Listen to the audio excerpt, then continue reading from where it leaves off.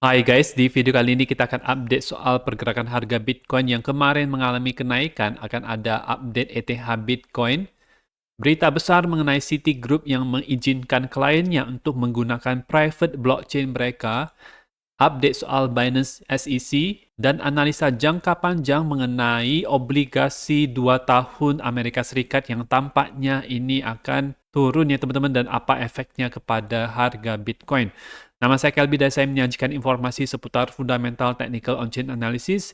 Klik like, subscribe, gunakan link-link yang ada di deskripsi untuk mendukung channel saya. Kita akan mulai dulu seperti biasa dengan Bitcoin di time frame daily-nya. Kemarin harga berhasil masuk ke dalam kotak warna merah ini, tetapi sayangnya gagal untuk bisa close di dalamnya. Rejected daripada daerah 78,6 dan 61,8 Fibonacci retracement ini. Dan hari ini ada sedikit kenaikan. RSI sudah berada di atas 50, MACD masih mengarah ke atas. Jadi dari indikator sebenarnya ini dalam posisi yang bullish, tetapi kita perlu melihat apa yang terjadi di time frame yang lebih kecilnya, di mana ini itu ada semacam potensi terjadinya perubahan arah ya teman-teman ke bawah, karena adanya rejection yang cukup jelas ketika Bitcoin itu masuk ke dalam kotak warna merah ini. Close daily-nya juga tidak berhasil close di dalam kotak ini, tapi sebenarnya target yang harus Bitcoin lalui adalah di target di atas 78,6 ini, sehingga memperbesar kemungkinan untuk bisa menembus daerah ini dan ke atas lagi ya teman-teman. Tetapi sampai sejauh ini tidak terjadi hal tersebut dan malah memperbesar kemungkinan untuk bisa terjadinya penurunan. Meskipun belum terkonfirmasi juga, jadi ini kita sebenarnya masih dalam uptrend, karena kalau kita tarik garisnya ini, maka ini masih bertahan di sini. Harga kemarin itu menyentuh daerah supply zone, kemudian langsung balik dari situ. Ini adalah yang saya tambahkan kemarin, tidak ada di video, jadi ini adalah supply zone yang jelas, jadi saya tambahkan ke sini. Ternyata benar ketika harga tersebut itu menyentuh daerah ini. Contohnya seperti ini, di time frame 1 jamnya dia ada rejection, kemudian bisa dengan cepat di candle 1 jam ini dari 27.200 itu turun sampai ke 26.600, menunjukkan kalau memang ini adalah supply zone yang dibuat oleh smart money sebelumnya sebagai tanda bagi mereka untuk menjual Bitcoin mereka. Sekarang kita akan lihat pola apa yang akan terbentuk selanjutnya. Bisa saja dia membuat pola yang bullish seperti triangle, itu mungkin untuk terjadi, maka itu bisa memberikan peluang yang lebih besar kita bisa breakout daripada daerah kotak warna merah ini dan ke harga 29 ribuan itu bisa saja terjadi, tetapi adanya breakdown daripada garis trend line ini itu bisa menjadi tanda awal kalau kita bisa berbalik arah, atau ketika dia itu melakukan kenaikan seperti ini tetapi gagal untuk melakukan higher high, kemudian terjadi breakdown daripada garis support tersebut, maka itu bisa membuat Bitcoin berbalik arah. Selain itu, harga Bitcoin ini juga rejected daripada daerah EMA ribbon-nya, tidak berhasil close di atasnya. Kita harus close di atas agar bisa berubah menjadi uptrend lagi dan rejected daripada garis MA50 yang warna kuning yang ada di sini. Sementara itu untuk di XY update singkat, di mana dia masih berada di dalam rising wedge-nya ini adalah pola yang bearish ya teman-teman. Dan saya expect ketika dia melakukan breakdown, maka lebih besar kemungkinan bagi dia kalau ini sudah selesai upside-nya, kenaikan ke atasnya, dan dia akan berbalik arah untuk minggu-minggu, bulan-bulan ke depan ya teman-teman. Jadi teman-teman harus persiapkan ini, karena saya juga akan menjelaskan kepada teman-teman soal kaitannya dengan pasar obligasi di sini. Selanjutnya kita akan ke ETH Bitcoin, di mana ini bisa menjadi salah satu chart yang membantu apakah alt season itu bisa terjadi atau tidak. Tampaknya ini adalah pola double bottom, jadi ini adalah double bottom seperti ini, dan dengan neckline yang ada di 0,064 di daerah ini, tampaknya ETH Bitcoin itu berhasil bertahan di atas garis trendline ini yang warna biru ini. Jadi sudah ada berbagai percobaan untuk menembus ke bawah dan berubah menjadi bearish, tapi ini tampaknya masih bisa close di atas daripada garis warna biru ini dengan adanya bullish divergence yang terbentuk di RSI-nya. Jadi ketika harganya tersebut ini turun, Tapi di RSI menunjukkan adanya penguatan, menunjukkan bullish divergence yang terbentuk di sini. Kemudian ini juga berpotensi untuk berubah menjadi doji Morningstar, di mana kita harus melihat apakah candle yang hari ini bisa tutup dengan hijau atau tidak. Kita sudah berhasil 2/3-nya itu merah, kemudian ada hijau seperti ini, wick yang cukup panjang juga. Jadi seperti yang ada di sini, kemudian close hari ini harus dalam posisi hijau untuk menentukan apakah pembalikan arah untuk ETH Bitcoin ini bisa terjadi. Dan selanjutnya kita akan melihat untuk berita besar juga ini dari Citigroup, di mana mereka akan mengizinkan klien-kliennya yang kaya untuk mengakses private blockchain mereka untuk mentransfer aset. Di mana hari ini mereka meluncing yang namanya Service Digital Token untuk institusi, di mana produk ini itu menggunakan blockchain dan smart contract untuk mengizinkan klien-klien institusionalnya mengirimkan uang ke luar negeri dengan mudah ya teman-teman. Ini akan menggunakan private blockchain, jadi bukan public blockchain seperti Bitcoin, Ethereum, Solana, atau sejenisnya, bukan, tetapi ini adalah blockchain yang mereka buat sendiri, mereka rancang sendiri sesuai dengan kebutuhan mereka. Mereka yang jalankan node-nya, kita tidak bisa menjalankan node-nya untuk memvalidasi transaksi yang ada di sana. Dan blockchain ini itu akan berjalan 24 jam, 7 hari seminggu, jadi akan senantiasa dinyalakan terus, sehingga ini membuat institusi itu bisa mengirimkan aset di hari Minggu, di hari Sabtu juga ya teman-teman. Dan ini diharapkan juga bisa menjadi pionir bagi bank-bank lainnya untuk menggunakan private blockchain, di mana pertama kali akan dites dulu oleh level institusional. Setelah institusional itu sudah sukses, maka bisa lambat laun diterapkan kepada klien-klien retail seperti kita ya teman-teman. Nah, di saat-saat itulah maka adopsi massal itu sudah terjadi. Ini adalah salah satu berita besar. Citibank juga bekerja sama dengan salah satu layer 2 Ethereum yaitu Starknet.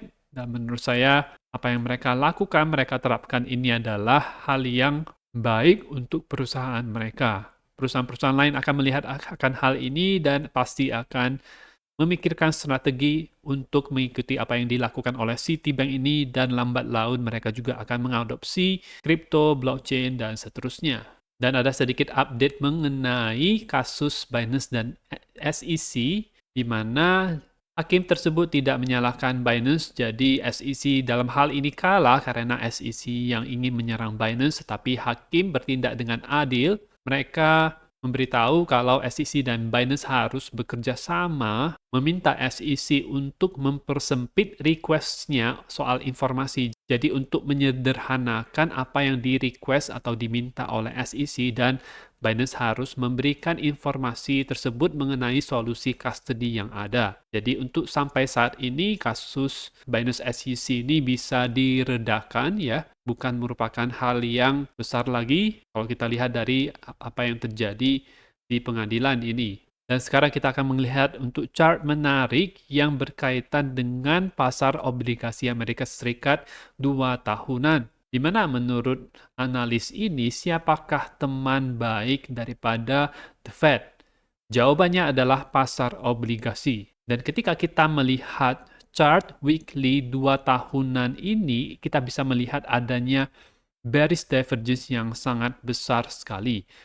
Di mana kesimpulan yang dia berikan adalah The Fed itu akan menghentikan kenaikan suku bunga nanti ya teman-teman. Saya akan tunjukkan ini melalui chart yang saya buat ini, di mana yang atas itu adalah pasar obligasi Amerika Serikat 2 tahun dan di bawah adalah harga Bitcoin. Oke, kita lihat chart yang di atas, di mana ini adalah time frame daily-nya, di time frame weekly-nya itu juga bisa. Jadi seperti ini. Nah, kita lihat pergerakan harganya daripada pasar obligasi ini, di mana dia sudah dari akhir tahun lalu itu dia sideways di daerah sini, melakukan perlambatan di dalam kenaikannya, dan dia membentuk yang namanya pola ending diagonal, dan terbentuklah bearish divergence di time frame 3 hariannya, di time frame weekly-nya juga. Kelihatan di sini adanya perlemahan di RSI-nya ya teman-teman. Jadi di sini sangat jelas sekali RSI, sehingga ekspektasi saya sama seperti dari analis ini, yaitu dia akan turun dalam beberapa minggu, bulan ke depan ini, dan penurunan ini itu bukan penurunan yang berlangsung sebentar, tetapi ini bisa berlangsung selama lebih dari 1 tahun.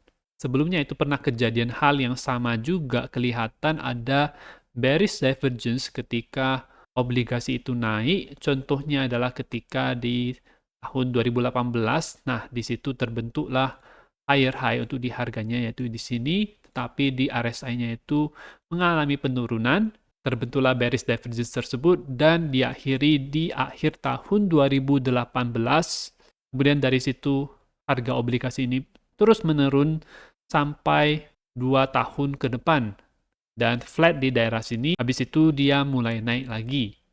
Nah, apa efeknya kepada harga Bitcoin? Ini bisa memberikan kita gambaran jangka panjang mengenai efek kenaikan dan penurunan obligasi ini. Di tahun 2018, di awal tahun sampai akhir tahunnya, ketika obligasi ini itu mengalami kenaikan seperti ini, Bitcoin justru mengalami penurunan ya teman-teman. Ya, jadi ini adalah bear market akhir daripada pump kuat Bitcoin di siklus tahun 2017. Kemudian ketika ini itu sudah memuncak obligasinya tersebut, yaitu di akhir tahun 2018 ada pump cukup lumayan dari 3 ribuan sampai ke 14 ribuan di tahun 2019. Nah, itu ditandai dengan apa? Ditandai dengan menurunnya obligasi ini dan naiknya harga Bitcoin di sini. Ketika obligasi turun, harga Bitcoin itu bisa naik. Kemudian sampailah obligasi ini itu di suatu titik, diakhiri oleh corona crash, semuanya itu turun, sampailah titik di mana ada masa-masa yang flat seperti ini. Nah, disitulah terjadi pergerakan parabolik oleh harga Bitcoin. Jadi ketika harga obligasi ini mulai sideways, Bitcoin mengalami kenaikan parabolik. Ketika obligasi turun dari bull marketnya, Bitcoin mengalami sedikit kenaikan atau fase awal bull market.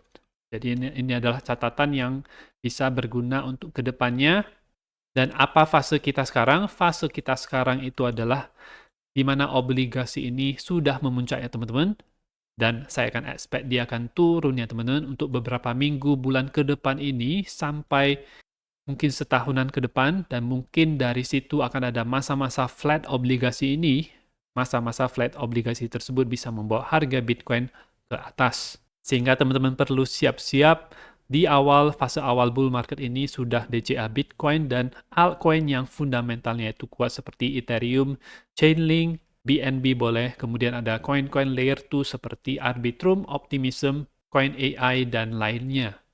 Ada informasi tambahan juga dari analis ini di mana market itu pada umumnya percaya kalau harga saham atau Bitcoin itu akan naik dengan pesat ketika terjadi pengurangan suku bunga. Tetapi justru ketika suku bunga itu dalam masa-masa pause-nya itu, ini yang membuat harga saham dan Bitcoin itu bisa naik. Dan tambahan lagi, tetapi ketika The Fed itu mulai mengurangi kenaikan suku bunga, itu adalah tanda di mana resesi itu tidak akan lama lagi bisa terjadi. Sehingga itu adalah hal yang perlu kita waspadai juga ya teman-teman. Seperti kasus di mana ketika harga obligasi ini sudah mulai nyampe ke bottomnya itu, nah itu kemarin itu ditandai dengan adanya corona dump, nah itu kena ke saham, kena ke Bitcoin juga, kena ke emas juga, baru dari situ terjadi pemulihan ya teman-teman. Jadi